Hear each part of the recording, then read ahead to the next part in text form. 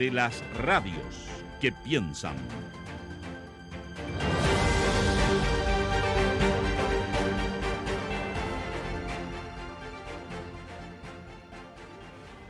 Si queríamos referirnos a la discusión sobre y a la creación de esta comisión sobre el Sistema Nacional de Cuidados, porque como se dice muy coloquialmente, me quiero disculpar por la expresión, ha pasado un poco piola, ¿no? O relativamente piola, digo, en comparación con aquello de lo cual venimos hablando hace 2 semanas, que es la agenda de seguridad y muy en especial esta ley que se ha denominado Ley Nain Retamal. Obviamente no nos queremos desentender de esto, el proyecto se discutió hasta altas horas de la madrugada, estamos recién en proceso de construcción también de un análisis al respecto. Abusamos, digo de buena forma, de la generosidad de algunos especialistas en el tema que muy temprano nos estuvieron dando algunas orientaciones, y es en ese espíritu también que queremos saludar y agradecer al profesor de la Facultad de Derecho de la Universidad de Chile y coordinador de la Cátedra de Derechos Humanos de la Casa de Bello, el profesor Claudio Nache. Claudio, muy buenos días, gracias por concurrir a esta tarea de dar las primeras luces sobre esto que se terminó de legislar cuando la mayoría de quienes nos estaban viendo y escuchando estaban seguramente durmiendo. Así es que gracias, Claudio, buenos días. Muchas gracias a ti, Patricio, y efectivamente últimamente este país nos deja dormir poco. Ayer hasta muy tarde, cerca de las 2 de la mañana, y la parte más importante a la 1 y tanto se discutió, entre comillas, así que podemos ahí unas primeras observaciones, porque todavía hay que ver con calma cómo sigue. Como ustedes dicen, esta es noticia en desarrollo. Sí. Bueno, primero aclarar que viene un tercer trámite legislativo, así que todo lo que conversemos ahora puede ser objeto de nuevas modificaciones Así es. en cualquier sentido. Pero a ver, Claudio, una pregunta para planear, te lo voy a decir así, ¿ah? Para quienes se acostaron pensando que este proyecto iba a ser aprobado 26-24, se tienen que haber sorprendido cuando en la mañana se encontraron con correlaciones de, qué sé yo, 40-5, 41-5, es decir, cambió muy sustantivamente la relación de mayoría sobre la base de un acuerdo. Voy a plantearlo así bien general, ¿no? Bueno, te hago esa pregunta introductoria de planeo para que quizás te refieras a ese marco general y luego podemos ir hacia algunos asuntos específicos. Sí, el marco general yo creo que a todos de alguna forma nos sorprendió, porque había una tensión obviamente en la discusión en el Senado que no se dio en la Cámara de Diputados, que tenía que ver con un cambio de actitud por parte del gobierno y que fue ordenando a su partidario en el Senado, en el sentido de decir que el proyecto como estaba iba a tener obstáculos, e incluso se empezó a ver ayer las posibilidades de que esto llegara al Tribunal Constitucional, incluso un veto presidencial. Yo creo que eso generó entonces una negociación. De hecho, en algún minuto la sesión se suspendió por largo rato, y el gobierno y la derecha negoció un acuerdo. Esto es parecido al 15 de noviembre, un Sí. acuerdo en la noche, sin ningún control, es decir, un acuerdo que no se discute, un acuerdo que no se establece un diálogo con expertos, con organizaciones de derechos humanos. Todas las críticas que venían haciendo se profundizaron anoche. Y yo creo en esto, Patricio, que los auditores, cuando vean ahora ya el detalle del acuerdo, se van a dar cuenta que la derecha fue muy, muy inteligente en la negociación de este proyecto. Hay que reconocerles una capacidad. ¿Por qué? Porque utilizaron, llamémoslo así, técnicas que son propias del más puro, ahí yo me atrevería a decir, marxismo-leninismo clásico. Es decir, lo que hizo la derecha fue, mediante algunas indicaciones, que más que indicaciones eran aberraciones, más algunas cuestiones que aprobó la Cámara de Diputados en su minuto, que también eran aberraciones, logró eh, tensionar el debate a tal nivel que luego en la negociación le permitió esta tesis, antítesis, una síntesis que lo satisface plenamente. ¿Por qué? Porque negoció esas aberraciones como era excluir al alto mando de responsabilidad, como el tema de reconfigurar normas sobre tortura, lo propio que había ya en el proyecto de esto de que si un policía se sentía amenazado iba a poder actuar. Bueno, esas cuestiones que fueron objeto de muy duras críticas, una carta ahí Sí. de criminólogo, penalista, que el propio presidente retuiteó. Eso se negocia, se saca del acuerdo y la síntesis que parece dejar a todos felices en el Senado es mantener la base del proyecto de ley. Es decir, tenemos hoy día un acuerdo sobre una ley que establece la legítima defensa privilegiada. Eso se mantienen las objeciones que uno podía formular y que lo había hecho la Academia, Naciones Unidas, etcétera, sobre la figura de estas leyes de gatillo fácil. Eso se mantiene, eso no se modificó.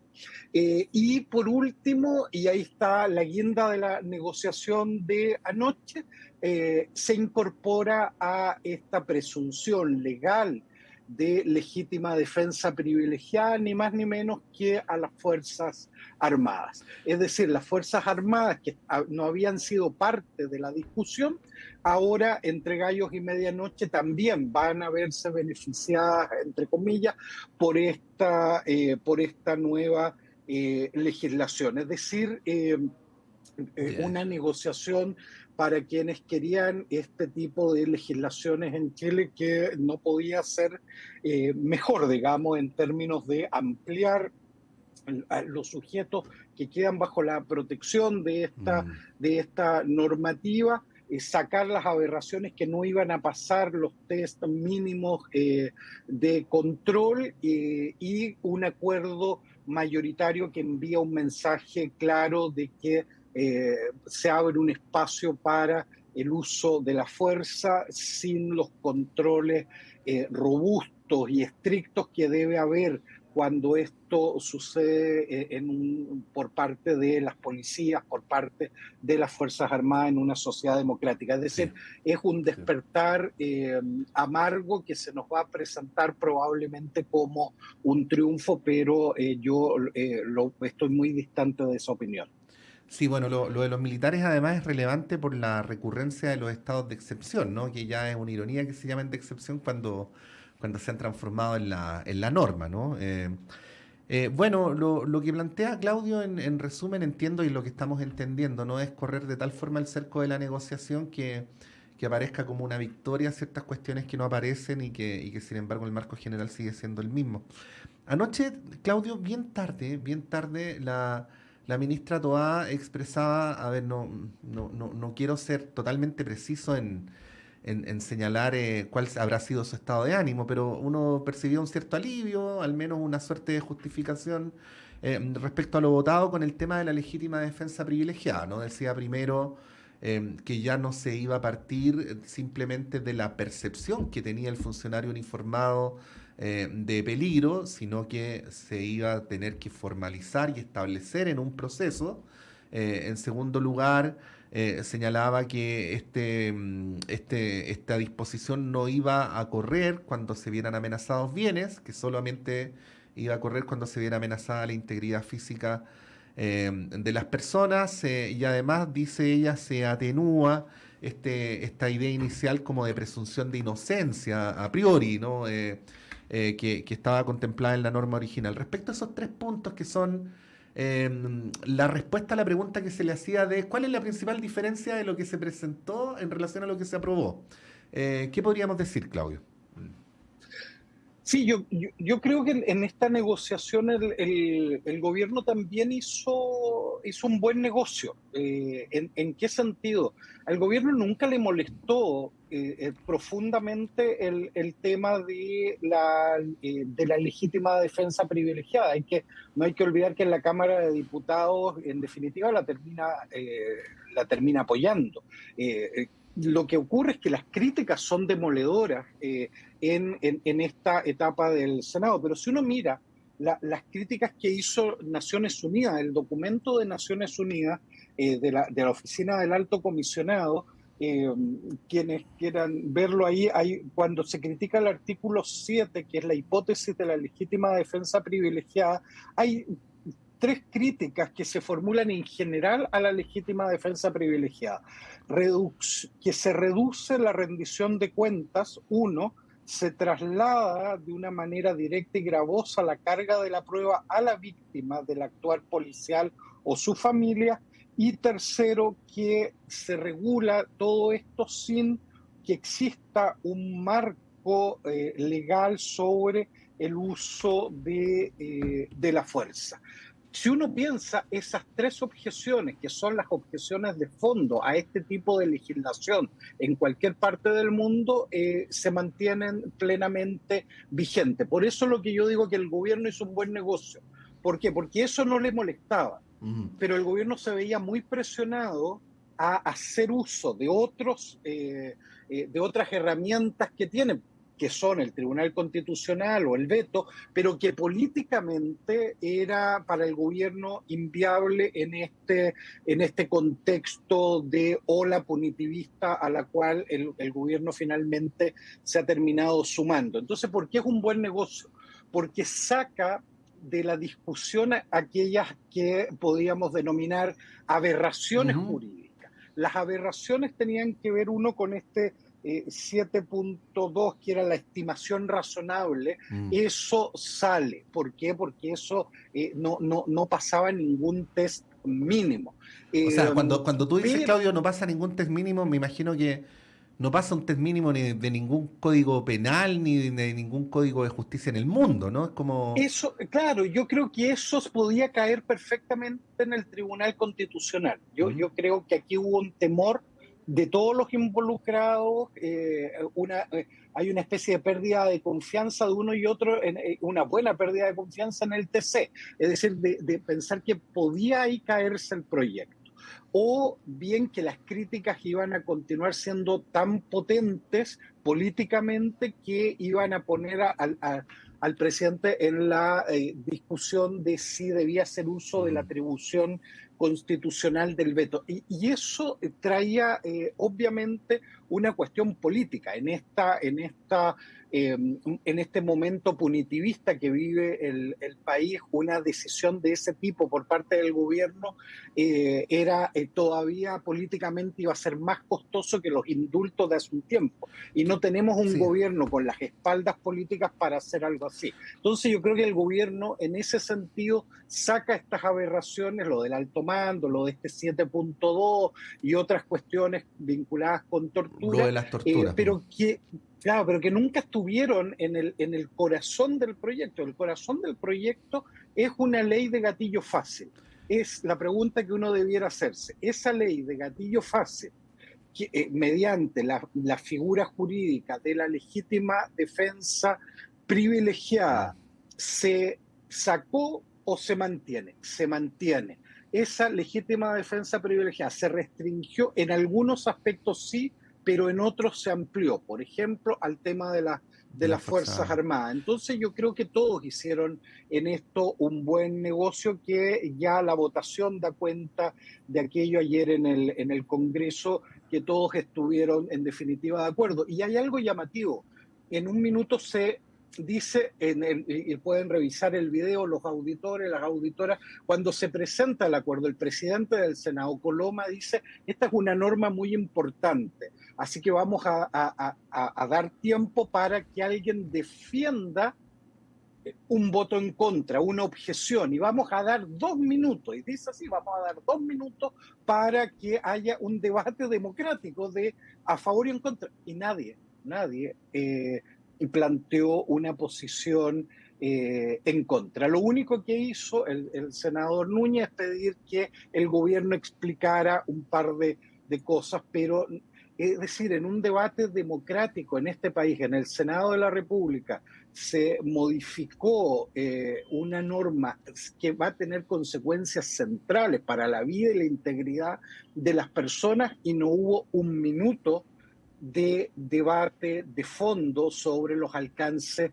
que tiene, las críticas que se le pueden formular al acuerdo al que se llegó. Es decir, en la Comisión Interamericana ayer mismo lo planteaba, invitaba al Senado a legislar escuchando opiniones críticas, formarse una opinión de los riesgos. Aquí hay experiencia comparada abundante de que estas legislaciones traen serios problemas en materia de derechos humanos, en materia de impunidad. Y en eso el Senado chileno no tuvo un minuto de discusión. Yo creo que eso es lamentable Sí, para este país. Bueno, para que se sepa, votaron ayer 45 senadores en general, porque esto por eso pasa a tercer trámite constitucional.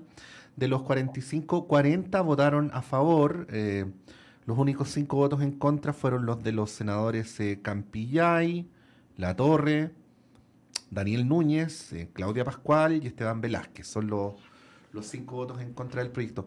Claudio, a la luz de lo que hemos conversado, uno debería deducir que las prevenciones de los organismos internacionales siguen siendo válidas, siguen estando vigentes.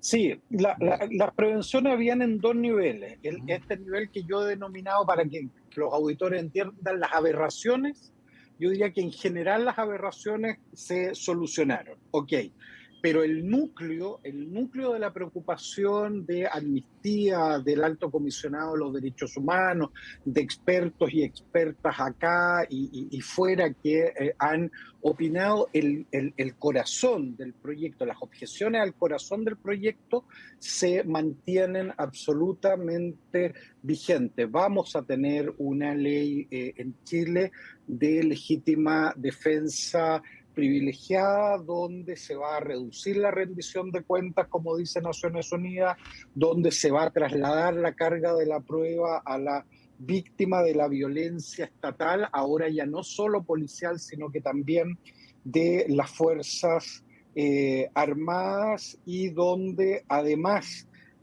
todo esto se va a hacer sobre la base de todavía una omisión en términos de que no tenemos una legislación que regule adecuadamente el uso de la fuerza por parte del Estado, lo cual es el punto de partida para cualquier análisis en esta materia. Por lo tanto, las objeciones de fondo se mantienen y esta ley sigue siendo una seria amenaza, insisto a ello, para la vida, la integridad personal de las personas y particularmente para el deber de justicia.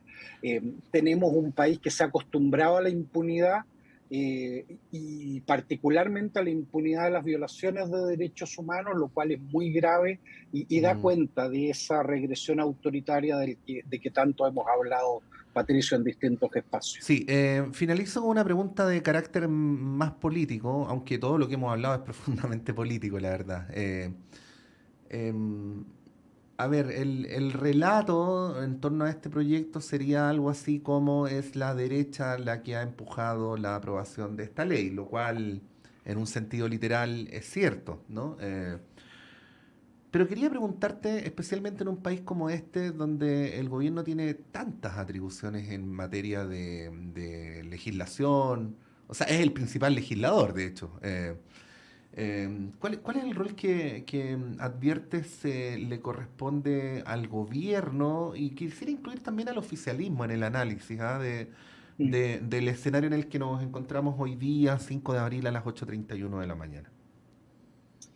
Mira, Patricio, aquí yo lo pondría en términos musicales. Aquí efectivamente la derecha puso la música, pero todos bailaron. Y todos siguen bailando, y el baile se llama punitivismo penal. El gobierno, que es un colegislador y un colegislador en Chile tremendamente poderoso, que tiene herramientas muy poderosas, en definitiva, al final del día del análisis de todo esto, se sumó a una estrategia que a mi juicio solo digamos, nos va a traer a largo plazo malas noticias. La agenda punitivista, que implica responder a los problemas sociales que están en el fondo de la lucha contra la delincuencia legítima, de la necesaria lucha contra el crimen organizado, de la necesaria lucha contra el narcotráfico, que afecta gravísimamente a la población y en particular a los sectores más pobres del país. Esa lucha se opta por un camino que es el camino de más penas, más cárcel, más violencia. Y esa vía es la que va a terminar revictimizando a los sectores populares. Aquí los muertos en materia de uso ilegítimo de la fuerza, de gatillo fácil, lo van a poner los mismos sectores que sufren de una manera brutal la delincuencia y la violencia estructural del Estado cotidianamente. Y ahora le vamos a sumar nuevas violencias y más impunidad. Y yo creo que haberse comprado esa agenda por parte del gobierno es un error brutal, porque no va a traer soluciones y al contrario, ese camino siempre trae asociado mucho dolor y esa ha sido la experiencia comparada y no tendría por qué ser distinto en Chile. Yo creo que este 5 de abril es un día triste en esos términos, Patricio. Hemos conversado con el profesor Claudio Nach de la Facultad de Derecho de la Universidad de Chile y coordinador también de la Cátedra de Derechos Humanos de esta, que es nuestra universidad. Claudio, como siempre, muchas gracias y por hacernos una primera orientación en caliente de lo que se aprobó esta madrugada, que obviamente vamos a continuar con el análisis durante las horas que vienen. Que estés muy bien, que tengas un buen día. Ustedes también. Chao, chao. Son las 8:33, vamos a ir un breve alto y a la vuelta seguimos con el panel de conversación.